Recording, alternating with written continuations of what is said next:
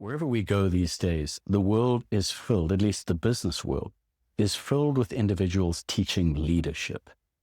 Everything that I notice, the bookshelves in bookstores that are creaking under the burden of the latest leadership insight book, are all very tactical. Some are conceptual, but there's an instinct that we feel, certainly in the West, to be told what to do as opposed to how to do it. And I think that at its essence, this robs us of really the core principle of leadership, which is really this. Leadership is not a set of tricks and tools. It's a state. You are in the state of leadership, or you are not. Haven't you noticed? If you have children, you've experienced this 1,000 times. I am currently not in a state of leadership. And all of the tools and techniques and tricks and so forth go completely out of the window to the extent that we're not able to manage and maintain our leadership state.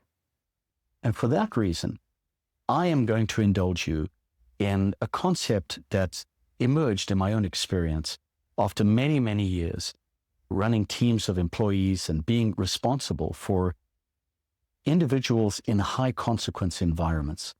There was a period of time in my early years as an entrepreneur where I was leading safaris and expeditions, but extremely complicated expeditions in, as I say, areas and circumstances of high consequence, where if I, as the team leader, as the employer, as the lead guide, were I to make a wrong decision or an incorrect choice, could create quite literally life or death consequences for my team and those that I was guiding.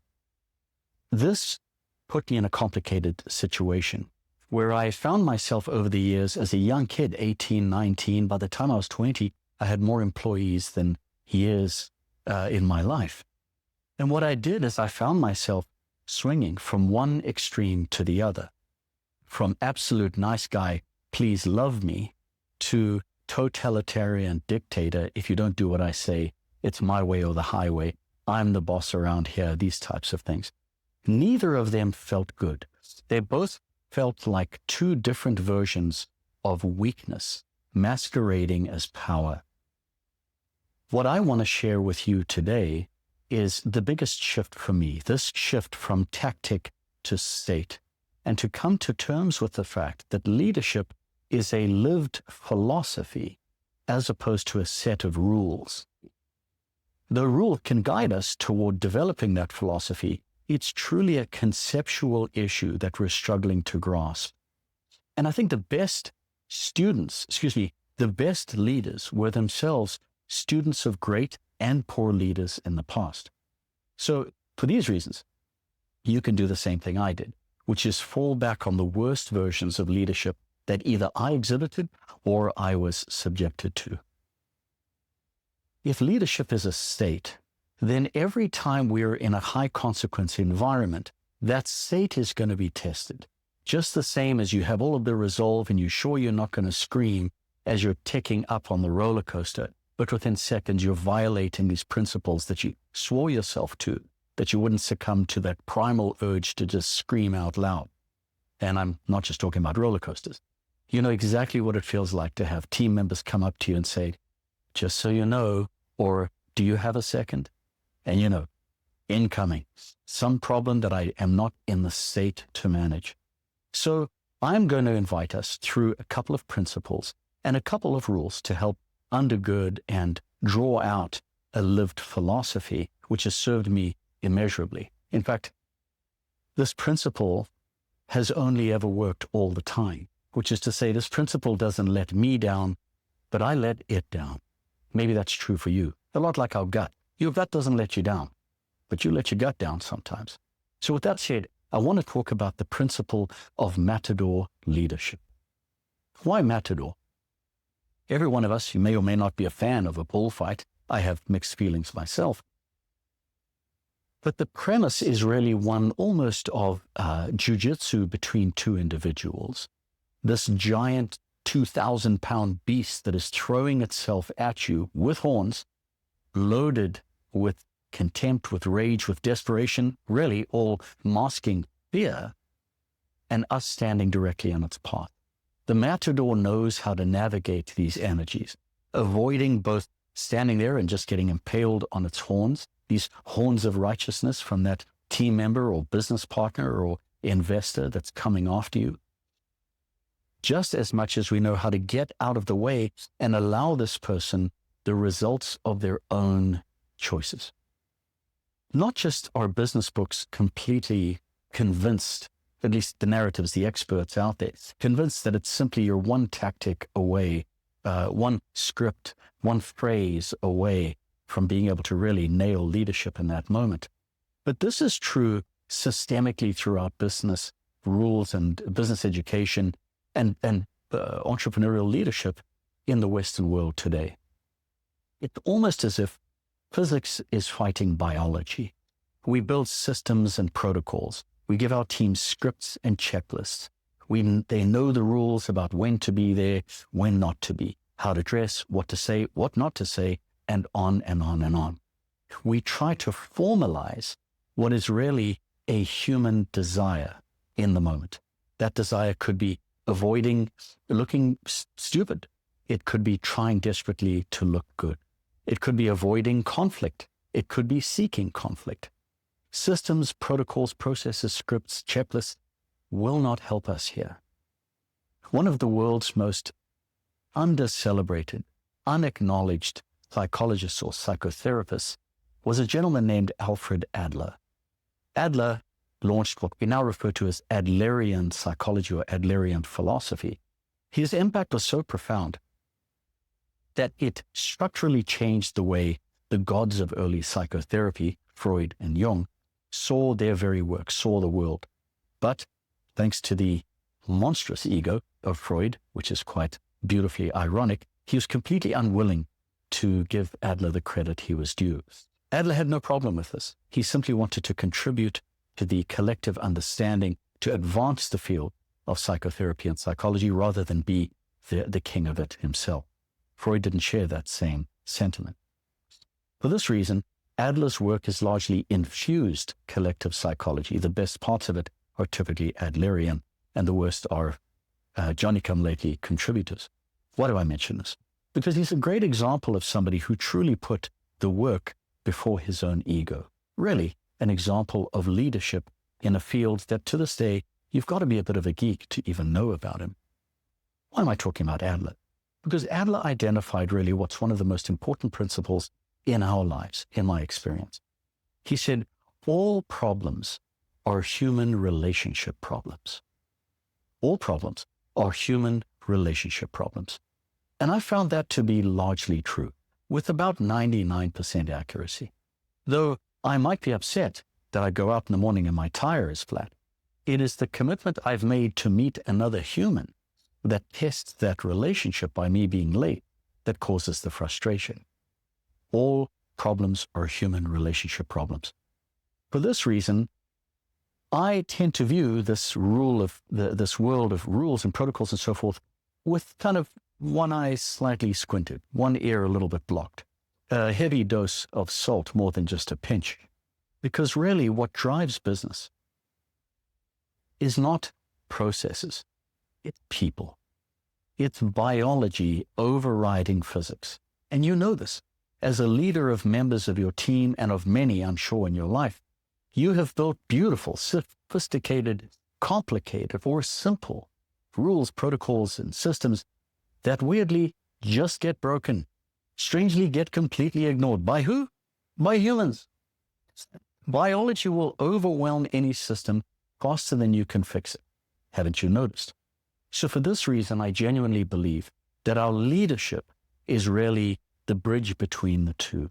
It's the thing that's going to close the gap between where we are and what we're trying to create, between our aspirations and our constraints, which is really the study of everything. It's the study of human motivation, of geopolitics, a nation's aspirations bumping up against a nation's constraints. So how might we approach this new version of Matador, this new version of leadership, which I'm referring to as Matador Leadership, in a way that we can turn control into more of a dance, where we can work from conflict to contribution, First of all, we need a couple of rules. As I said, you cannot rule your way into great leadership, but we deserve internal rules that we can hold ourselves accountable to help us perform when it really counts. I have 2 rules. I don't know if they're my own or if I stole them from someone else. I can't even remember. I've been using them for so long. Believe me, if I could give credit, I would. I'm not afraid of it. The 2 rules are super simple. The first is assume the best.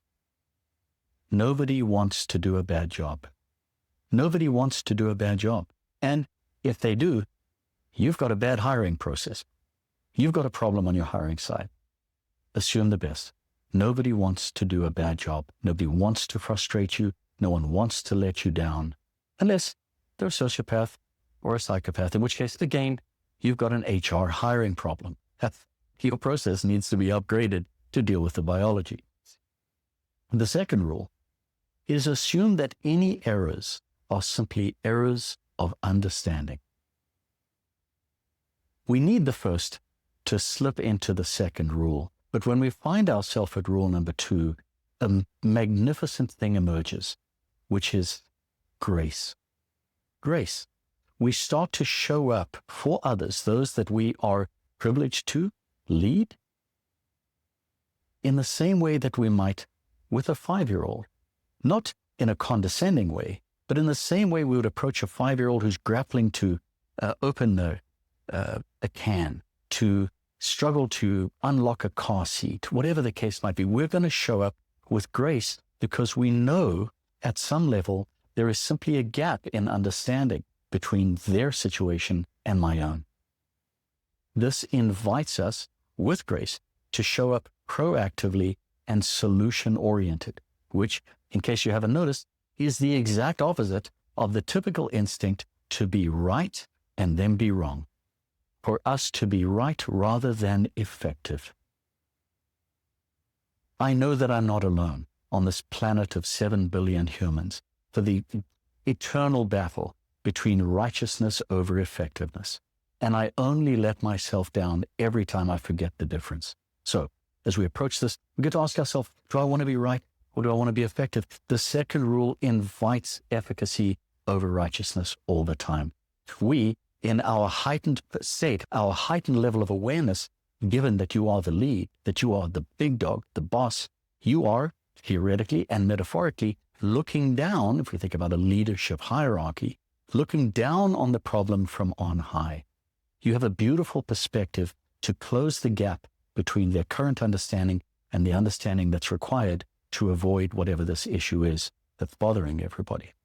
This is very much like them being inside a jar, yet you are on the outside. You can read the ingredients. They cannot. You can see the component pieces of exactly how they got here. And should you chastise them for it, or should you help them by seeing the misunderstanding? These shifts alone will make a big difference.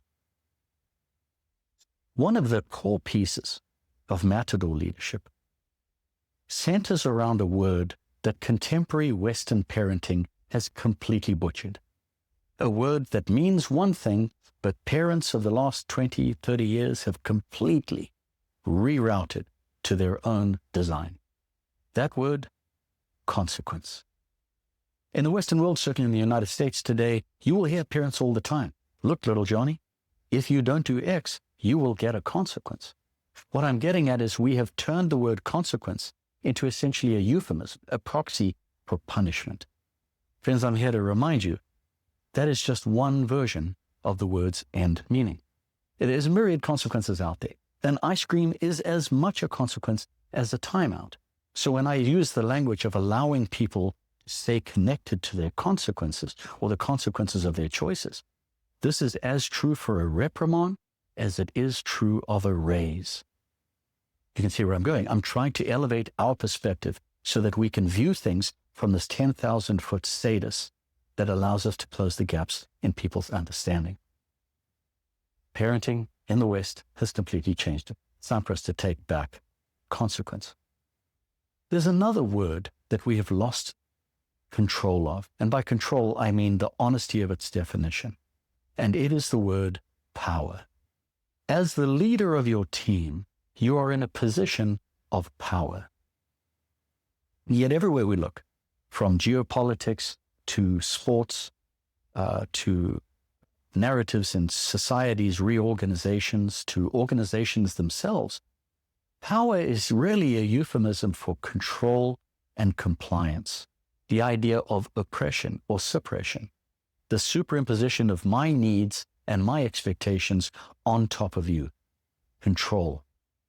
Again, we are losing at least 50% of the beauty of the concept of power, the true definition of which is the ability to affect outcomes. If I'm approaching power as this control freak who's going to oppress, suppress, and manipulate, then obviously the last thing I want is for anyone else under my purview to be powerful. Because after all, I would be inviting a coup. I would be inviting a pushback from those that I lead. However, if we dial back and open the aperture on the true meaning of power, and we realize it's the ability to affect outcomes, then it follows that two things become true. The first is, the more powerful my subordinates, my team is, the more they will have influence over their outcomes. And the second thing, I will want everybody on my team to be as powerful as they can be, just as I wish for you, just as I wish for you.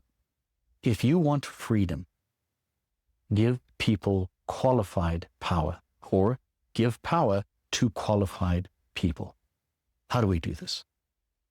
This is the adventure, the real lived adventure of our lives as leaders. Everybody by now knows the beautiful old quote by Nietzsche, a miserable old philosopher who I secretly love, but I can only take in small doses. Nietzsche said this line we all recall: "That which does not kill me makes me stronger." Wonderful. We love that. Rockets, Jocko, we love that. Didn't kill me, made me stronger. True, irrefutable. But the corollary to that is that which consistently bails me out makes me weaker. When this occurred to me many years ago, I realized immediately how my style of management and leadership was actively making those that I was trying to build up weaker. That which consistently bails me out makes me weaker. Now, does this mean we come in with a bludgeon and give people consequences? No. We simply connect them to those consequences, for better or for worse. Again, a consequence is as much a reprimand as it is a raise. The premise of growing a business is today rooted in it has to be scaled. And so we need infrastructure to scale things.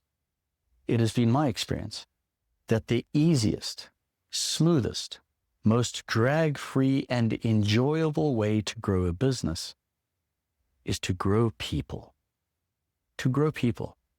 If you are in a leadership role today, which you are, which is why we're meeting here like this, which is why we're spending this time together, it is because somebody in your past helped to grow you.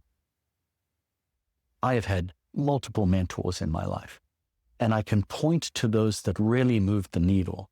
And it was those that gave me back my own inherent power, admittedly rerouted, redirected, and upgraded, that I look back on the most fondly, the ones I'm most grateful for. And I get to ask myself, is that true for me too? Am I inviting the best in others in my role as a leader of teams and organizations? This is a question that could be asked of myself any and every day. At its core, that's what leadership really is. Holding up a mirror that reflects the best possible version of the other person and inviting them to step into it. Putting systems, paths, and incentives, consequences, in both directions, along the path to induce them to show up as their best possible version, just like your mentors did for you too. The greatest growth businesses are businesses that are in the business of growing people. So what do we do when we come up across something that's super frustrating for us? This feels all good and okay, I'm listening to what you're saying, but what Anne did that time, etc. I've got good and bad news for you. The good news is it's entirely your creation. And the bad news is it's entirely your creation. You will notice something that is universally true for every leader I've had the privilege of supporting and being led and supported by. The degree to which you feel frustrated by a human, by a team member, is directly connected to how long you have tolerated something. The more frustrated you are, the longer you have tolerated something. We forget, in our self-congratulatory way, what tolerance really means. We often refer to ourselves as, I've got pretty high pain tolerance. And we talk about this as if this is wonderful virtue. I've got high tolerance. How do you prove that? I've got high pain tolerance. Friends, I'm here to tell you the bad news, which is also quite beautiful and liberating. High tolerance just means low standards. High tolerance is low standards. Again, when I received this download years ago, this realization, I instantly discovered that this was a vice masquerading as a virtue. A weakness, the wanting to avoid complicated or hard conversations, for which I have a framework I'll share with you in a separate training, that I was turning into and masking as a virtue. I so tough, or I put up with all these things as if that makes me a good person. No, what makes a good person is connecting somebody to the consequences of their choices with grace. With grace. The longer that you tolerate something, the more entrenched that behavior becomes. You are doing this to someone in your life. Someone is tolerating your stuff as we speak, just as you are tolerating that of others. Here's the real kick in the pants. In the eyes of the recipient, your tolerance is seen as an endorsement. Your tolerance is seen as an endorsement. It's not just that they think, well, I'm getting away with it. They genuinely think they love this, or they have no problem with this. How do we know? Because you've done the same thing. And you discovered this when somebody one day just opened up in a rage fest on you. And they used those beautiful lines, from now on. More bad news, but also more liberating news. Every single time you hear the words come out of your mouth, from now on, friends, you're talking to yourself. You're mad at others for what you have tolerated. And the longer it's gone on, the more compression you feel, and the more righteousness builds, separating you from the efficacy that you actually seek, if it is true that you're a leader, and if it is true that you want to catch things at the source, that you want to arrest a decline as early as possible, which is to say that you want to pay the cheapest possible price, then you will not avoid these situations. You will not avoid those hard conversations, because you will realize in that moment that these problems will never be cheaper than now. They'll never be cheaper than now. But in our tolerance, we bump along, and we're so sure that we're being magnanimous, and then one day, we've just had enough.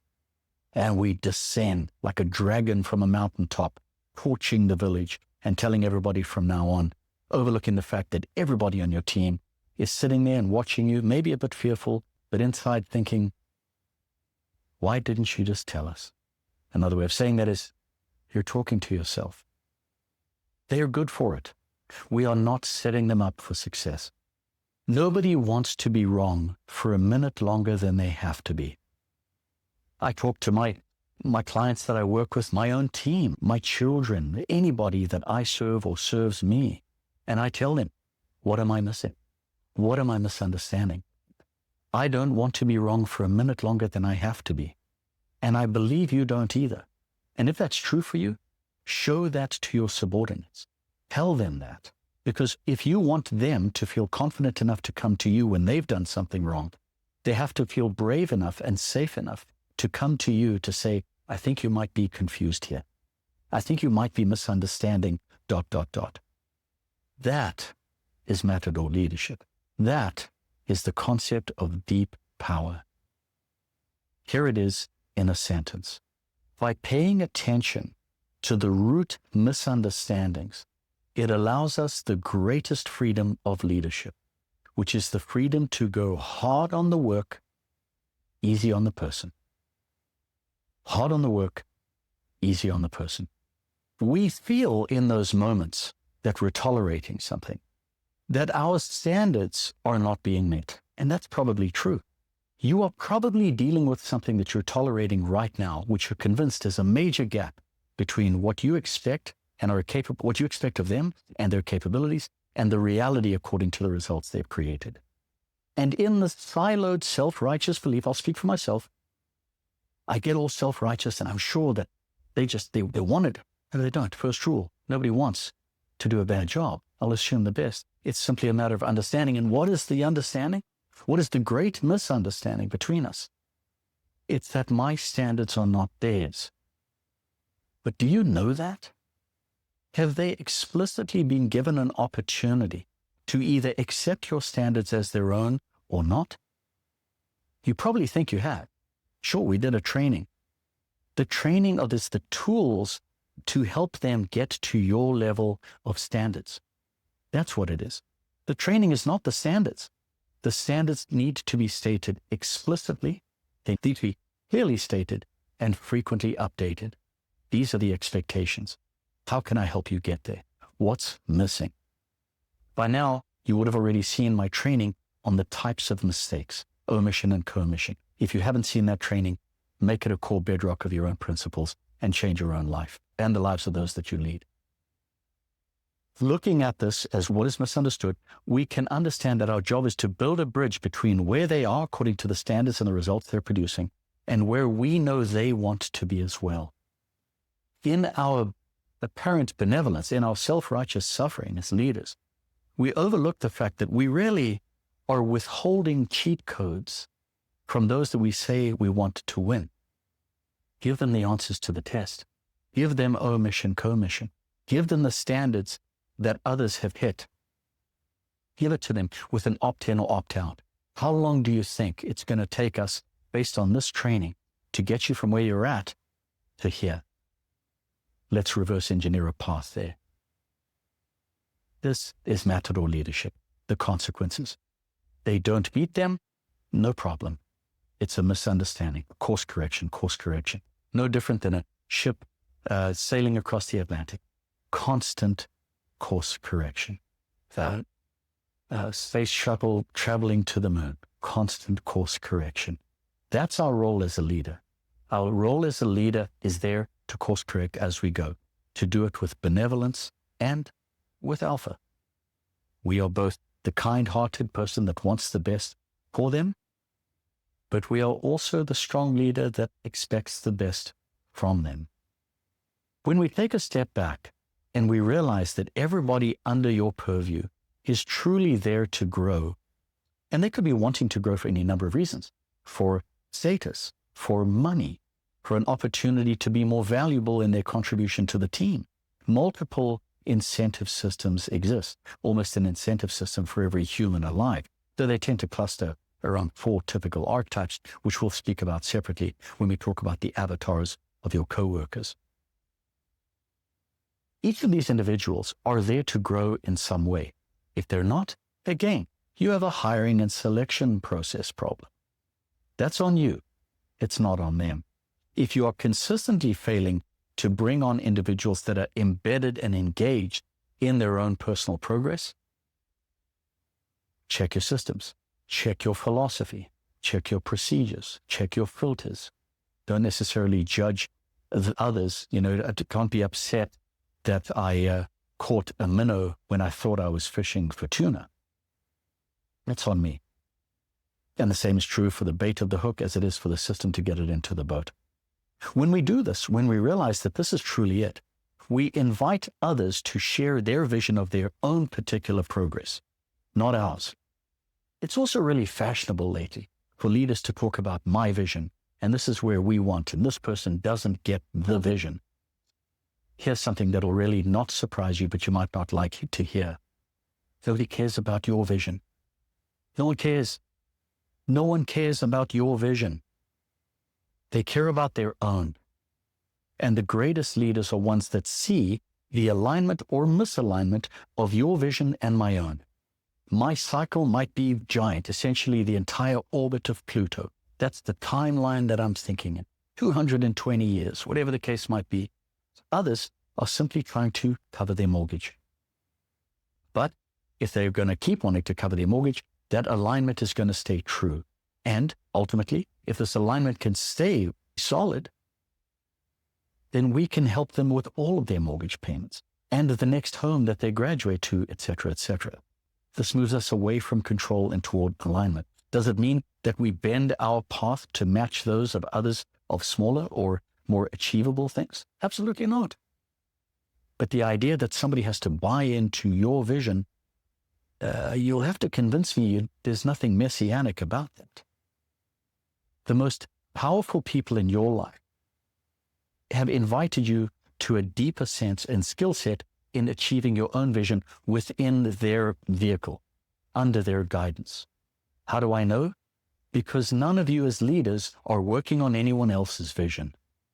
You're not working on anyone's vision. Imagine if your first boss, if you were still so committed, I feel obliged, I've got to work on it. It doesn't happen, friends. Free yourself of this self-centered pseudo-narcissism, really. It's not good. It's not true, and it doesn't reward us. It sets us up for frustration, just like trying to protect people from consequences. It sets us up and them for frustrations, disappointment. Doing this, we realize that this person's behavior, for better or for worse, let's use for worse, let's use a reprimand, for example. By now, you might have seen, or you will be seeing, my tool called the clairvoyant reprimand. It only works all the time because it's rooted in grace, and you'll get a chance to spend time with that pretty soon if you haven't already. What this does is it allows us to see that this person's shortcomings, the bad choices that they're making, or the lack of skills that they perhaps are struggling with, that is producing or failing to produce the results that you want, producing results you don't, is a truth that will travel. Meaning, so long as they do not upgrade the skill set, these problems will go with them wherever they go. Matador. I'm not grabbing the bull and headlocking it and saying, you need to learn this. And it's that to the extent that you are at spot X and you want to get to Y, these are the tools that will be most helpful. How do I know? Because I've done it myself.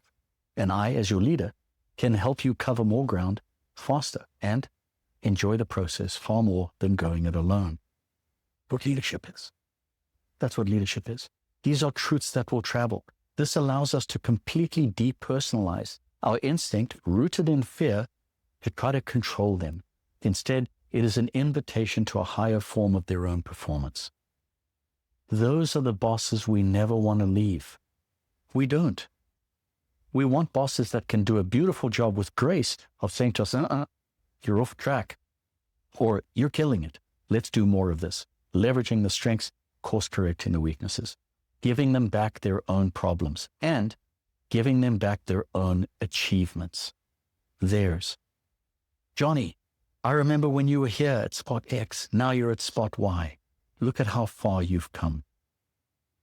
The more megalomaniacal, narcissistic entrepreneur and leader is saying, look at what I've turned you into. You know what I'm talking about. Or that person, when they came to me, they were no one. And we all know these people. And we also know those, your pastor, your confidant, your friend, your uncle, that walked alongside you and gave you the tools as you went. Knowing that your problems were your own, just as your skills, your vision, and your dreams are your own. I want to spend just a few more minutes touching on the issue of fear. One of the greatest indicators of fear is anger. I know for myself that I get angry when I feel afraid. And believe me, I didn't like this discovery, especially as a man. I was like, well, I'm not afraid. I'm not afraid of anything. That wherever we feel anger, we feel fear. More often than not, in a business setting, we're afraid, for example, we discover that Jill has made a huge, costly mistake. We get angry. Why? Because we are fearful of two things. One, of how much of this has happened in the past that I was not aware of. And equally, where else in my organization there are such gaps and holes and risks that I was previously blind to? There's so much to be afraid about. In that fear, we show up with self-righteous anger. How can you and why would you? We're just looking for someone to blame. We're not looking for something to solve it with. Anger is fear, and we are leaking it every time we show it to our team. We have all of this power that just leaks out of us when you descend like some totalitarian dictator, using words like "from now on" and "I'm not tolerating this." Again, you're talking to yourself. Maybe the best version of a subordination of authority and power is that parent, God bless him, in the grocery aisle with the 3-year-old that is on the floor, lying on their back, screaming because they can't have the ice cream. You know that parent. They are pretty much down on their knees doing the same thing, screaming in the toddler's face. And as much as I have compassion and empathy for that parent, probably beaten down, struggling to make the bills, out of energy, I totally get it. You've been there yourself. You're just not wrangling toddlers today. You've been there 1,000 times, and you will be before the week's end.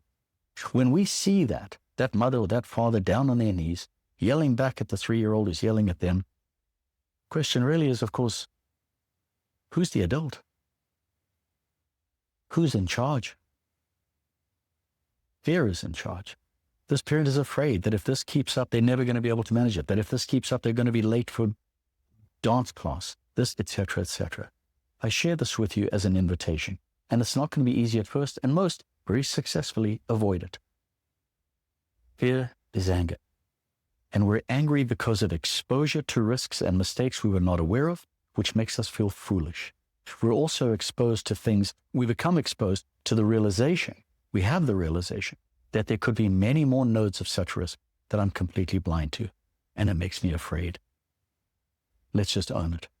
Our anger drives away the most useful allies that we have, which are those that are actually on the front lines dealing with the mistake and the mess in real time.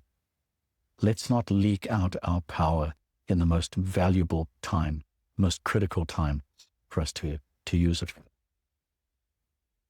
Your team is counting on you, and you are counting on them. And we get to talk about that.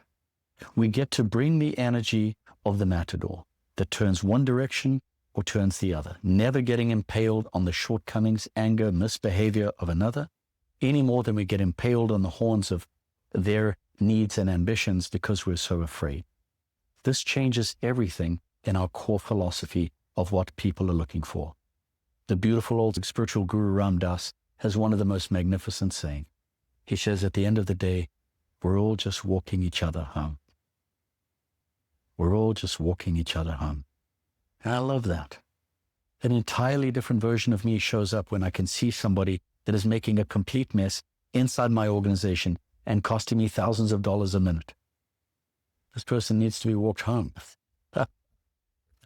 either literally or metaphorically. Grace. Nobody wants to make mistakes like this. People want to do a good job, and it's up to us to close the gaps with the tools, the trainings, the support, and the expectation, share it. Do we agree that this is where we're headed? This philosophical shift will free you in so many ways, not the least of which is the most glaringly obvious. Anne comes to you and says, I want a raise. How dare they? They dare. They dare. Poured through the translation mechanism of Matador Leadership, when they say, I want to raise, the instinct, the fear, the anger, the self-righteousness, how can they want to take from me? No, they don't. I am not the one who pays them. It is the customer, the client, the patient, the consumer. It is simply passing through my hands to them. Therefore, when somebody says, I want to raise, what I hear is, boss, I want to be more valuable. Reframe. I want you to be more valuable. Coming all the way back to power, the ability to affect outcomes. I want to be more powerful. I want to be able to make a bigger difference. I want to make an impact. But just because they didn't say that doesn't mean that's not what they meant. Second rule, they just don't understand. You're not sitting there like Scrooge McDuck with a bag of gold coins under your throne, casting them to the peasants as, when, and if you choose. No, this is not our money. This is a commitment to future obligations. When we receive a dollar from our customer, it is a time-leveraged expectation. And the longer I hold that dollar before giving them the expectation, the more leveraged it becomes and the more loaded the relationship is. So, separate point, but I'm not sitting on a bag of coins. I am simply the conduit through which this person's value is being made manifest in the marketplace. This giant auction system that we all live in, all competing for the attention, dollars, gifts, needs, shortcomings, puzzles, and opportunities of our customers, clients, patients, and consumers. Anne wants to be more valuable. She just doesn't understand that's exactly what she wants. So I hear that she feels less powerful than she would like to be. I shared at the kickoff of our conversation. I want people around me to be powerful. I want my children to be able to affect outcomes. I want my parents, my loved ones, my team, my assistants, my support. I want everybody to be powerful in whatever domain they have. I want Anne to be powerful too, which is to say, I want Anne to be more valuable. Because the more valuable Anne is, the more valuable this enterprise is. It's just a matter of closing the gap of how to do so. By now the point is made. From reprimands to raises, nothing can shake us. We will not leak our power. We understand that the problems these people have will leave whether they come or go. That the skills they have will either be harnessed here or lost through the white-knuckle death grip of our control. Making these shifts will move us from compliance to contribution, from control to creativity. How do I know? It's only served me for 20 years. It's produced beautiful results. And I wish the same for you. Good to be with you.